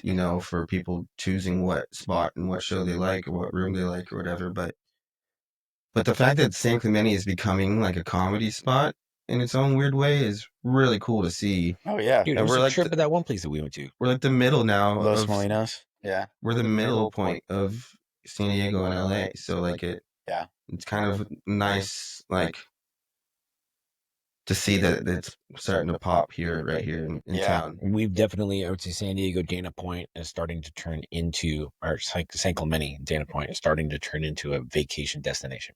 And I remember, I mean, it has been for a long time, but not as much as now. Like 15, 20 years ago, I'd have to tell people like, oh, well, I would say, from Dana Point. They'd be like, well, where's that? And I'd say, okay, 10 minutes south of Lagoon Beach. Like, oh, okay, I get that. Now I go to other places and I'm like, Dana Point, and that's a head turner. Like, oh, why are you here on vacation? Yeah. Type of shit. Yeah. So, well, you're Dana Point, Lo. You're DHHS, right? Yeah. Yeah, all 3 of us. You went to Dana Hills too. Yeah. What year did you graduate? 11. Yeah. Yeah, that was. I was in jail. I was like 32. So was I. I just got out at 2:44 every day. Beautiful. Yeah, old Dana Hills, man. Dude. Dana Pills. Yeah. Did you guys do a fun, like, crazy, like, senior year prank or whatever? Yeah. I wasn't allowed to.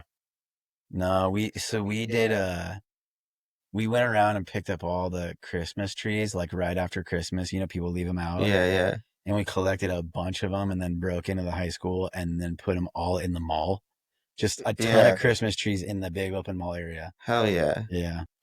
Broke in through the ceramics room. Is that how you guys got in? Yeah. Yeah, see, I got in trouble earlier that year and got kicked out of school, let back in. And right when I was getting kicked out of school, my wonderful friends decided to trash the sophomore float, which happened to be in my neighborhood. Oh, no. At my neighbor's the house. homecoming float. And these fuckers, man. I didn't do it because I was like, I got kicked out of school for something pretty fucking serious, right? Yeah. And they trashed it with paint. They just threw a bunch of buckets of paint everywhere and literally footsteps to my fucking house. They tracked the paint back all to the his way house, back to my house. So I wake up one morning to 15 to 20 pissed off little sophomores. We know what you fucking did. I'm like, what are you talking about? I knew exactly who did it right away. So I didn't do that. And then these guys were going to do another prank. I'm like, I can't do any shit, man. I'm trying to get back in. I was trying to still save a scholarship for volleyball, which did not fucking happen. Dang. I didn't get to partake in any pranks my senior year at all. Yeah. Well, yeah. We were in the mall during lunch and we had like a few of us up top with like totes that were just hundreds and hundreds and hundreds of like those crazy bouncy balls. Oh, Those little tiny ours, ones. they used to be tennis balls, dude. We'd have a tennis ball war. And we just dropped them and they were bouncing Yeah. all over the mall during lunch. That's fucking It was awesome. pretty fun. Yeah. Did people get in trouble? Did they pull out the cameras and start filming? They started doing that when we were in high school. Because of a freaking riot. Yeah. Yeah. We had like a race riot there, dude. On Prop No Prop joke. 187. Wow. Yeah, Like dude. 80 on 80 fight. Yeah. Yes. Yeah. I remember coming into school, seeing it like going on. I was like, what the hell? It's because there's this one dude, Tim. I'm not going to say his last name. Dude. But Tim, Mm-hmm. white dude. No. Yeah, Tim. Tom. No. It was Tom. No. He moved to Lake Tahoe with me, bro. No. Tim or Tom? No. Tom or Tim? It's a different person. Okay. Yeah, but anyways, he wore a shirt.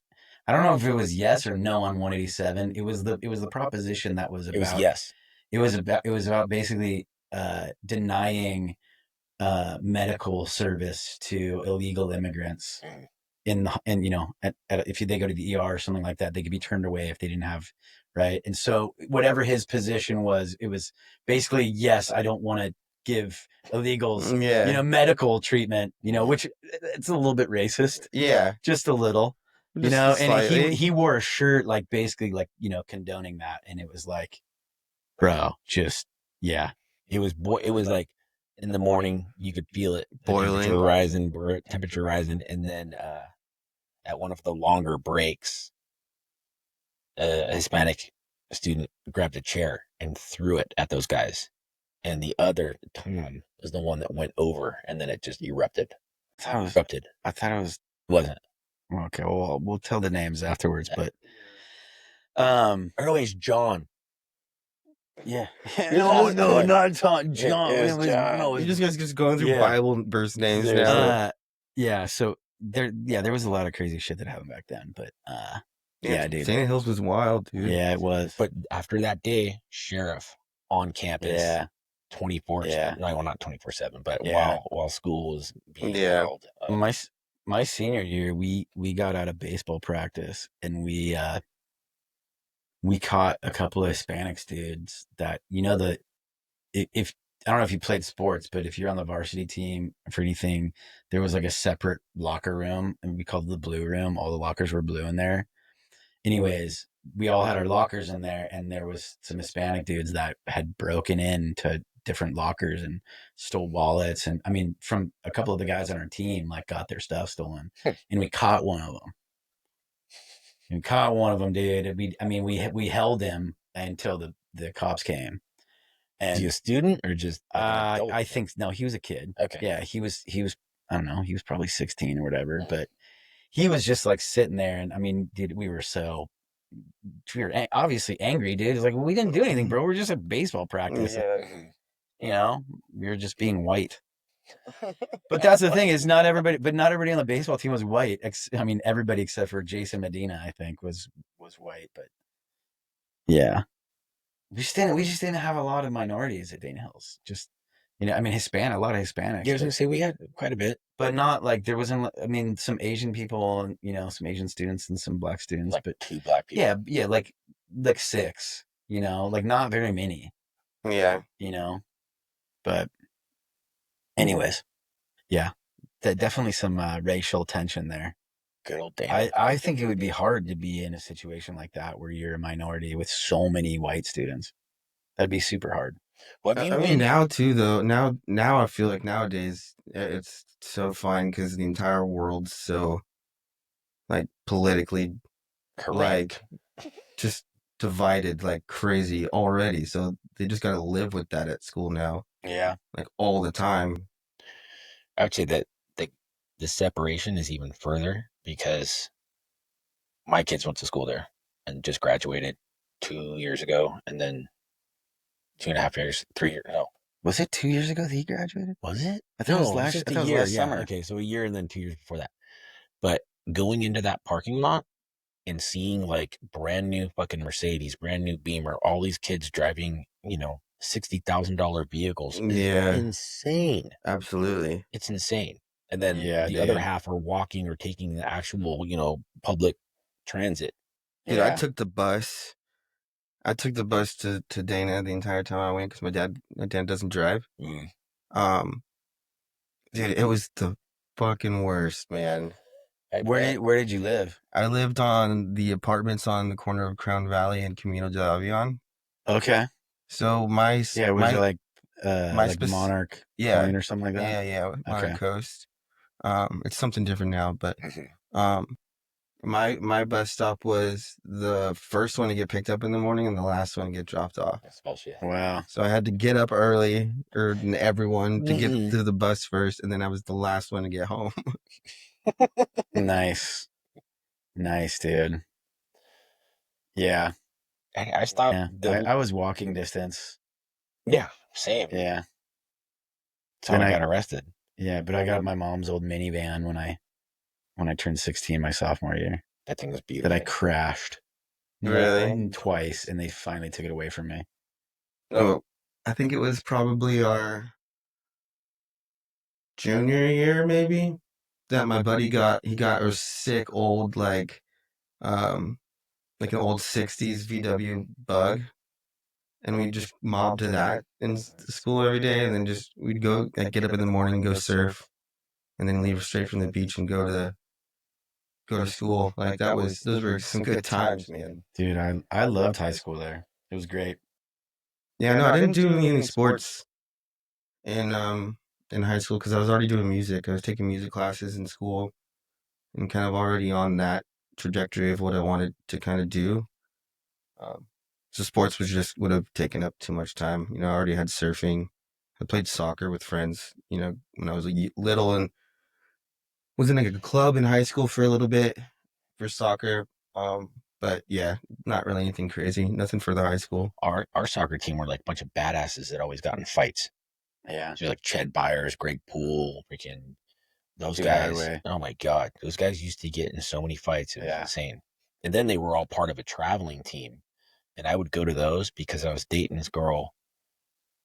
They went to a different high school and they all like were in the same league or whatever. And they would, like 30 teams all play in one big ass area. Anyway. So you went to a boxing match and a soccer game broke out? No, they got into such a big fight that it went into like 3 different fields. Soccer, it's like, that's huge. Yeah. It was huge. But all those guys. And I think that like our junior year and senior year kind of ruined it for everyone else that went to school there because after that, fences started getting put up everywhere. You had like a guard gate and someone standing at the fucking... I feel like that happens like every like generation is they just do stuff and then they're like, okay, we gotta, I mean, I think no more border control. I think it was our sophomore year that you weren't allowed to go off campus for lunch anymore. Yeah, but we still did. I mean, well, at a certain age, they couldn't stop you. But yeah, you had to sneak out. Yeah. But yeah, I mean, because, like stuff was going on. This one time we cut class and we were leaving through like the like little canyon, on the bottom side of campus where like the nursery is that they have there. We're going through there and one of the proctors like spots us and like we're already on the other side of the gate. And it just turns into a full-on chase. Like a foot race. Dude, this 80-year-old man outran 4 high school students from there. They caught us in the parking lot in Ocean Ranch. Wow. Yeah. That was a foot race, dude. Yeah, that's where he caught us all the way there. Gosh. And then they had to wait there and they sent someone out with a golf cart. To come pick us up. Ocean Ranch. To Ocean golf Ranch. cart. That's so bougie. And Just Dana rolling like, up Golden Lantern in a golf cart. Dude. Just bummed. That's funny. Yeah, the only time I kind of got caught ditching, I was with John Troutier and Ron Peluso. And we're at a stoplight and we hear this honk, and it's our vice principal, Dr. Schlesinger. He's looking at us like, dude. He was cool though. He was really cool. The next day he pulled me in and he's like, so how's it that I saw you yesterday? Clearly not in school. And then I look at the attendance records and you're marked in your class. He was just curious how you pulled that off. Yeah, he's like, I don't know. Dude. And the best ever was we had a friend who was really good at forging his, what do you call that? Not Signature? Yeah, but no, not the signature. You go and see your counselor that helps you out in fucking school. Your guidance counselor? Guidance counselor. So he could forge her shit, and he was always in trouble so often that when he went into the office and he snagged a thing, it wasn't a big deal to see him. So he snagged one of those late slips or whatever. And so he would just go in and get it stamped without everyone even knowing. And then he would just fucking sign his shit and then go give it to the teacher. Wow. Yeah. And he also had a smooth. Yeah. Smooth, dude. Smooth. So funny. Yeah. Dana Hills, you go Dolphins. Go Dolphins. Go ye mighty, mighty Dolphins, dude. It was fun going Yeah. there. It's a super aggressive, like tough mascot too. Yeah, definitely. Actually, dolphins are super rapey. No, the thing the thing that I thought was hilarious is the middle school Nigel, you're a shark. And then you get promoted to be a dolphin. A dolphin. We went to Marco and we were road runners. Oh. Is that what we were? Yeah. And then RH Dana, we were the whalers. Yeah, or whales, whatever. I think it was a whale. I think it was just a whale. Or the whales. It's a whales, the road runners to fucking dolphins. Yeah. Nice. Yep. So funny. And then what's Santa Barbara? It's like an ocean. Gaucho. Yeah, I went to Saddleback and then I transferred to UC Santa Barbara and they're both Gauchos. Oh, yeah. Yeah, they're both Gauchos. Yeah, I was at Saddleback for half a semester before I got on academic probation. How do you do that? A half a semester. Jesus. I got on academic probation at UC Santa Barbara. Before or after? Before. Okay. Yeah. Before he put his head through a freaking window. Yeah. Fucking tough guy. Yeah. I don't know if I ever told you that story. When you put your head through a window? Yeah. And made him become a Mormon.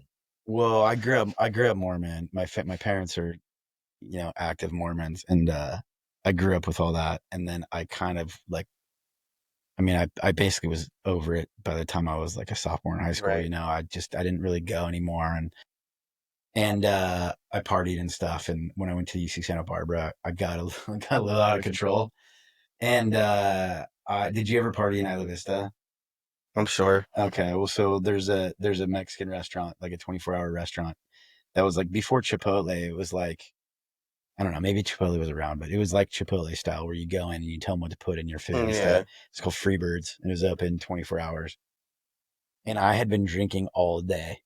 It was right after finals, right before spring break, and I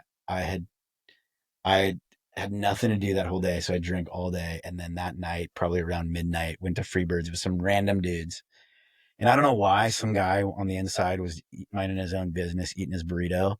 And for whatever reason, dude, I just shattered the window with my head all over this dude and his poor burrito.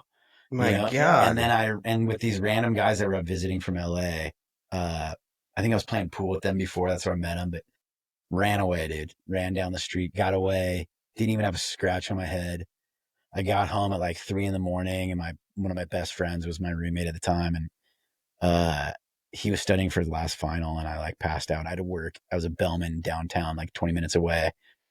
I had to work at 6 a.m. And I got in at 3 and I passed out and he woke me up at like 5:15 or something. He's like, dude, you got to go to work, bro.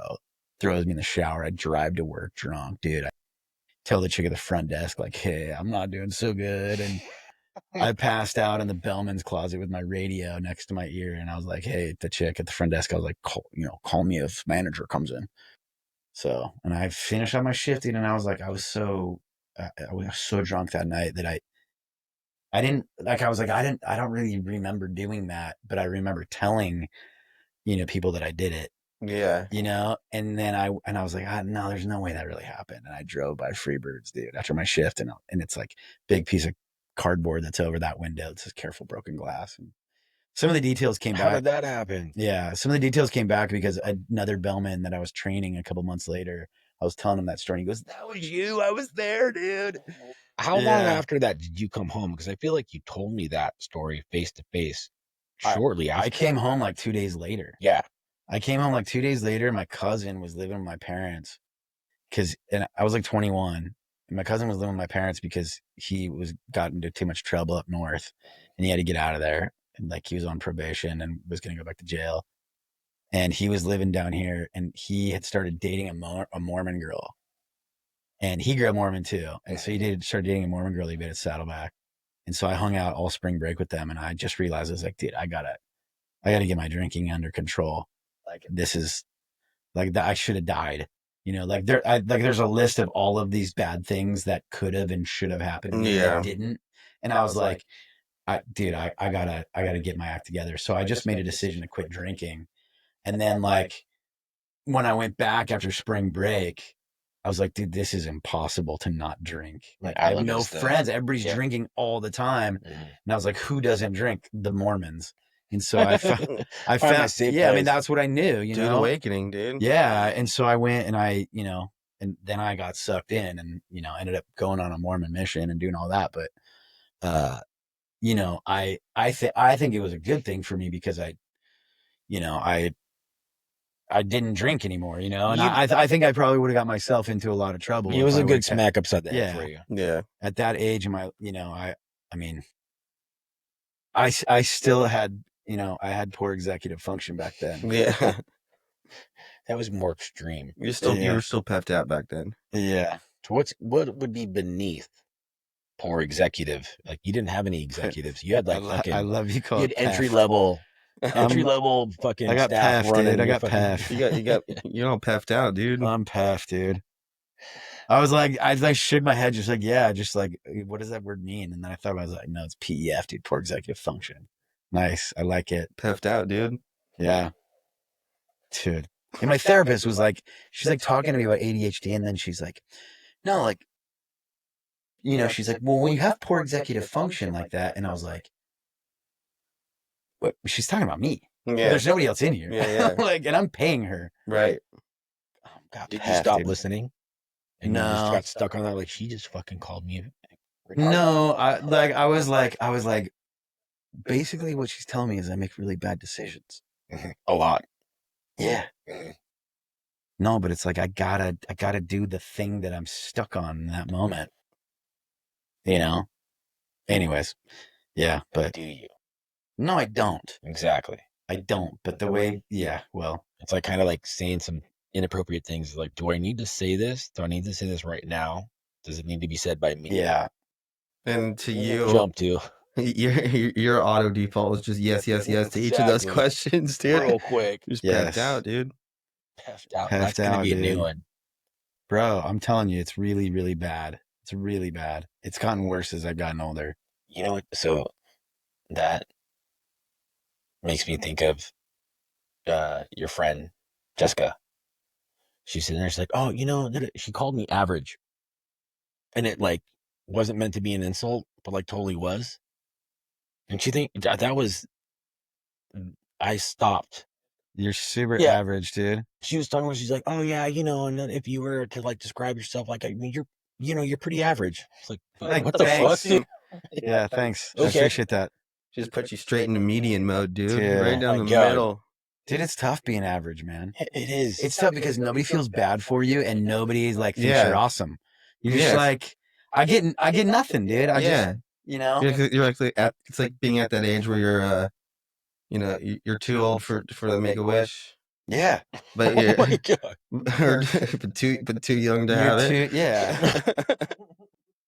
I'm like not retarded enough to make fun of other, to say the R word, it's like I'm not that fucked up, I think you are. It'd be You're puffed out, dude. Yeah, I'm paff, dude. I got the paff. I got the paff, bro. So it like for real, and I guess in a fucking funny way. Besides average, what one word would describe me? Gay. No. Nice. Happy gay or like gay? No, dude. I mean, look, there's like two versions of you. Uh-oh. There's like the version of you that I knew in high school that was a total fucking dick. Yes. Just a total, but also, my nickname was King Dickhead. Yeah, but also like just good at everything. Whoa. Yeah, you were strong compliment. You were, bro. Okay, thank you. You were, dude. You were natural. Like, bro, you could have been the starting running back on the football team. You could have been, a top player on the baseball team if you wanted to. I mean, you could have played, maybe not basketball. I don't know if you're gonna get That Mexicans honestly, and basketball are not. No, we don't go hand in hand. That's like the one sport that I would give myself a C in. Yeah. I can shoot. Can you? Yeah. Yeah. Dude, I'm like 1 out of 20 from a free throw line with no one trying to block the shot. Yeah. Yeah. But I feel like if you really had wanted to, you could have got good at it. But I don't think you wanted to. No. No. I mean, also, yeah, dude, you were. I've always liked you, bro. But I was. That's a pretty I was. strong but. I wasn't always willing to admit it. No, but I don't ever remember. Guilty by association. We've been friends since kindergarten, and I don't ever remember even once being like in any sort of beef with you whatsoever, ever once.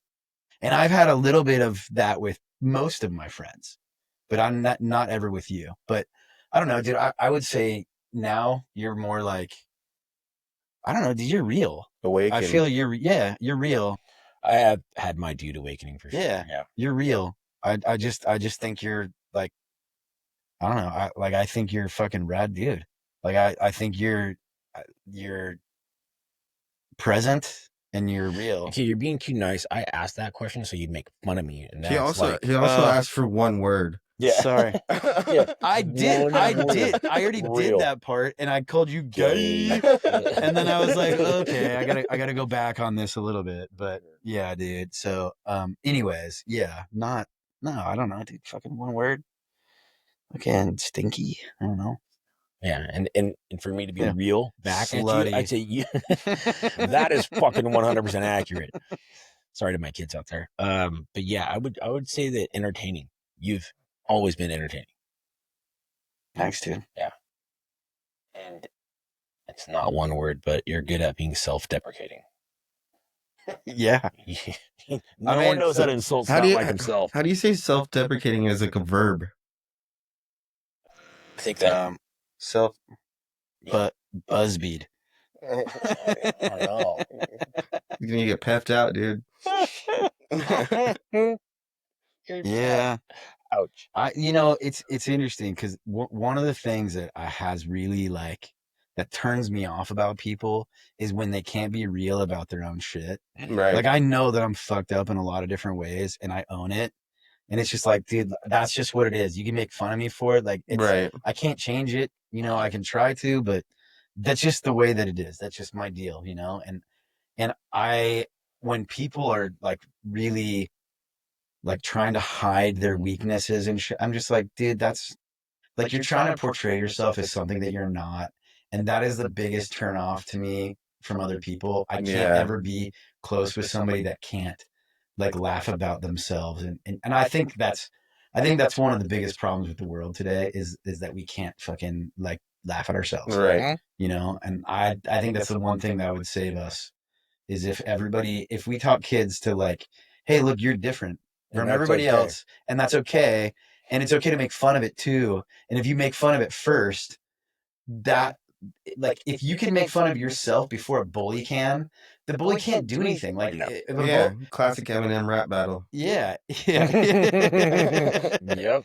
You can't So like that's my thing is I think we should be teaching kids like, dude, I don't want to go into this, but there was a girl that I dated that had something, and she hit it really well. She was a Houdini. She's amazing. She's an amazing girl. But for me, if it was my thing, I would be flaunting that, and I would like exaggerate it, and I would like weird people out with it, and like make people laugh with it, And I'm like, that's what I do with my penis. I'm like, I want to see the smallest thing ever. Tiny violin. Yeah. Oh my God. Yeah, but you got to tell them the background of that. I'll tell them that offline, dude. No. There's some things that we've always talked about. Like, we're not going to mention people's names when the fucks with their life type of stuff. Yeah. But, yeah, dude. I'll tell you that story. But, yeah. I think that's the biggest turn off from other people's. And in fact, one of the reasons that I've stayed away from social media, I have never had an Instagram, fucking Facebook, MySpace. You know, like that's how old we are. But I had a MySpace. I knew dude. too many fucking people that were like that, and I knew them in their real life, and I've seen and heard from other people about their Facebook shit, and I'm like, dude, if you only fucking knew, like that's not even like they're not even fucking happy, not even happy whatsoever. But on there, it's like perfect family, perfect life, perfect job. Like that person's fucking miserable, and I didn't go around talking bad about those people, but it's kind of like Jesus. Yeah. Dude, what are you we fucking need to doing? bring MySpace back, dude. MySpace. Did that even Call last? Tom. That was diabolical, dude. Like, you're ranking your friends, That's fucked up. and you're picking your favorite song, and then at the same time, MySpace is teaching kids how to do HTML. I know. It's wild, dude. It's so Dude, we were rad. coding our own profiles back then. It's wild. It's wild. Well, going back to that, whatever you were just talking about, People being fake. Yes.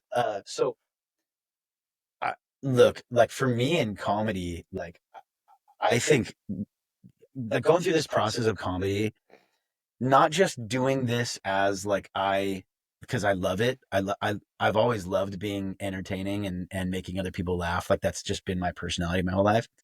But going through this process of trying to understand what side of me, what part of me, like how I present myself to a crowd, what is the funniest version of me for an audience, that has been like really eye-opening for me. Like this process has been kind of like, dude, it's been very self reflecting and ran into that example last night. Is I know that's why I've been leaning into these jokes of like, I know I look like a guy that would never ever ever hit a girl again, until the next time I get my ass beat by a girl. But I'm trying to lean into that because I know that I'm a white man, and I look very middle class, whatever, I am.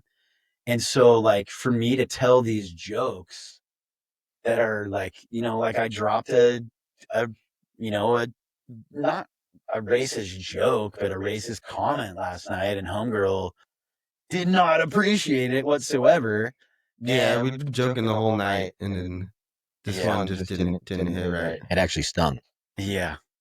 Yeah, well, that did. I mean, she got me with a couple of zingers earlier, and I'm like throwing nucks. I'm like, dude, that's good on you. Like, if it's funny, it's funny. Yeah. Like, and that's if it's funny, then I tend to believe that the intent behind it is for humor. It's playful, yeah.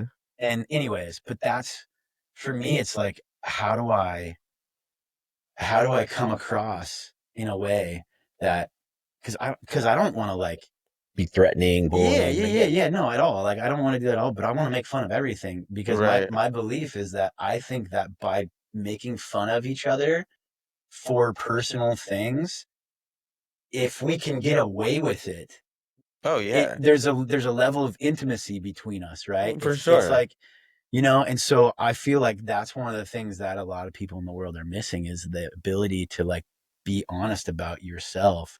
So you can laugh at it, and I feel like that would bring us closer together. Yes, the self-deprecating jokes too it's so fun. It's like such an easy way to kind of get the audience to trust you a little bit because like you're gonna make fun of yourself, and you're not gonna take stuff seriously.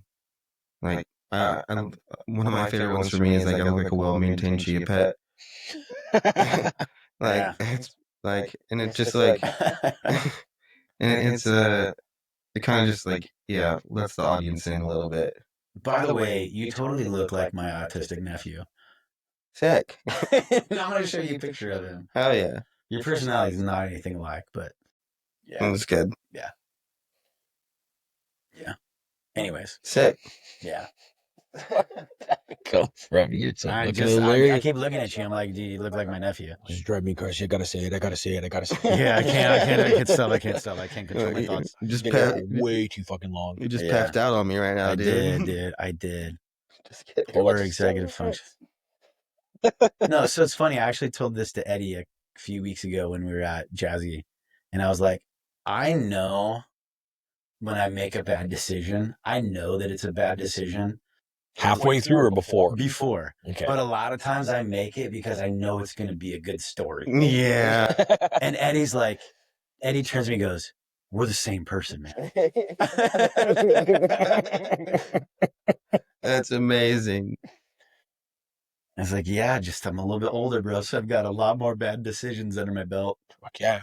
Oh, man. Tons. If I were to, really, I at one time had a binder, 72 pages, front and back, filled with all kinds the of women you banged. that was only like 8 pages. But no, of like all bad shit about me. Wow. Yeah, it was great. I burned that shit though. Wow. That's So crazy. what was the point of that? Getting sober and the 12 Shit. steps and all that shit. Just to be real with yourself. Let To it be go. real and And call say, I myself can't- out Yeah. and okay. tell another person like Yeah. out loud. That was the hardest part. Yeah. You know, but like, fuck, man. Yeah. To like realize how vindictive, vengeful, spiteful, jealous, envious, like you name it, and 100% across the board selfish. Yeah. It's like, fuck, like, that hurts. Yeah. I definitely would not consider you a selfish person anymore. I mean, It's there in some ways, but no, yeah, but nothing, not in a friendship with No, me no. in any way. nothing like that anymore. I Whatsoever. mean, you always give me a reach around Fucking twice, without fail, fucking hook with 'em up. both hands, just good times. That's what happened to the toilet. yeah. Yeah, no, Oh, but goodness. I and also so many experiences, bad decisions that come up in that process, right? That are stories, and I would tell people at work, and like one of the guys is like, you need to fucking write a book. I'm like, first of all, I don't know how to read that well, so I can't really write a fucking book. But like and it is, I have so many stories. If I were to just like jot down some shit about you, about our friends, Yeah. and then in my 20s being, the first one to have a kid, like all that kind of shit, dude. Like both my kids have literally pissed and shit in my mouth. That's fucking gross. Like recently? my kids are 20 and 18, just once. But like, there's just been really bad decisions that were funny after the fact of like even my kids kind of getting hurt, but like they ended up being all right. Yeah. So experience. I had a weird moment last night where I realized that like, so you know how you don't know how other people act or talk about you when you're not there. You know what I mean? Like I always wonder, like do people like talk about me the same way to my face as they do behind my back? And I was like, I think my whole family might be like really like I wonder if they have like meetings to like have an intervention. We're like, should we let him keep trying this comedy thing? He's not that good at it. He's not that good. I don't think that you matter that much. So so true. I don't. That's the saddest, most honest thing anybody's ever told me. Yeah. Like they don't think about you enough to care that much, bro. Your uncle calls and tries to brag to your mom, like, "Oh my God, you should hear about Scott," and she's like, "Okay, yeah," and she just has it on speaker. Oh yeah, dude, it's true. He does though. He does, dude. He's my number one fan, man. He's the best. He's rad. Gotta have him on here. You just can't talk politics with him because it'll get fiery. That'd be easy. I don't pay attention to that shit. Yeah, I really don't. No, but I like to poke the bear. So yeah, I don't know if it's recording this way or if it's just the thing, but the camera went all fuzzy again. What the fuck? That sucks. We got to get another one. Well, I think it's probably time to end this anyway. How long have we been doing this? Hour 50? Yeah, this is about the time, dude. Really? So we're gonna finish up, dude. Thank you, Tanner. Dude, thank you guys so much We for can having me. We can This is hang for sick. a minute after this, but we're gonna close up. Fuck yeah. Thanks for joining us, dude. Thanks for having me. We're out. How do we stop Heft this? out, dude.